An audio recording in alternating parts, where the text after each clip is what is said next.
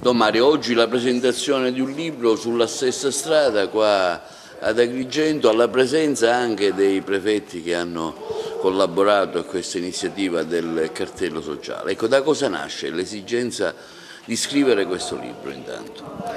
Da una richiesta fatta dall'allora Vice Ministro e poi Sottosegretario alle infrastrutture Giancarlo Cancelleri, che ci diceva: perché non scrivete qualcosa che porti a conoscenza le altre realtà fuori di Agrigento di questa esperienza particolare che è del cartello sociale. L'esperienza, cioè, di fare sinergia o cercare di fare sinergia tra le varie realtà sociali presenti in un territorio. Istituzioni, prefettura, sindaci, associazioni, sindacati, chiesa, cittadini comuni, che messi insieme, partendo dall'interesse che tutti abbiamo del migliorare la vita di un territorio, fanno unione, e l'unione fa davvero la forza. Questo è stato l'auspicio. Abbiamo fatto un piccolo bilancio dell'opera che in questi 3 anni il cartello ha mandato avanti. Sono piccole conquiste, piccole grandi conquiste che ci hanno portato a vincere qualche battaglia. Naturalmente diverse altre devono essere ancora combattute, affrontate, ma si potrà arrivare ad ottenere altri grandi risultati solo a una condizione: che tutti e ognuno facciamo la nostra parte. Ecco, lei ha citato nel suo discorso le origini di come nasce il cartello sociale. Ecco appunto come nasce il cartello sociale.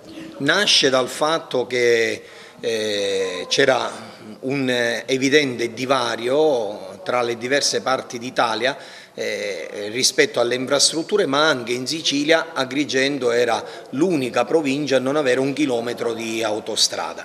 E quindi, preso atto di questa amara realtà, siamo arrivati a proporre all'allora Vice Ministro Cancellieri un incontro.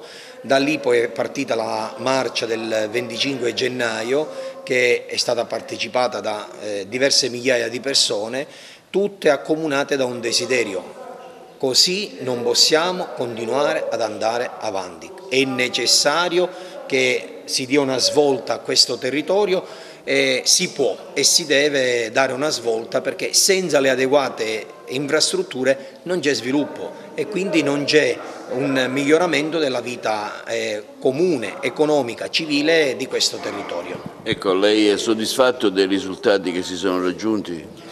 Diciamo di sì, perché ho imparato a guardare il mezzo bicchiere pieno e non a quello che manca, però c'è ancora tanto da fare. Proponeva a lei un nuovo cartello sociale, c'è stato un momento di stanca, lei ha citato alcune manifestazioni contro il caro energia che sono andate, diciamo, singolarmente con scarso risultato. Ecco, si andrà avanti con iniziative altrettanto forti e interessanti nella comunità comune? Io mi auguro di sì, laddove ognuno di noi, le diverse realtà da sole facciamo manifestazioni o interventi di qualunque tipo sul caro bollette, sulle infrastrutture, sul problema dell'acqua, e non mettiamo invece insieme la potenzialità che vede la comunità nel suo insieme costituire davvero un'unicità, allora faremo piccole cose, mentre insieme faremo grandi cose.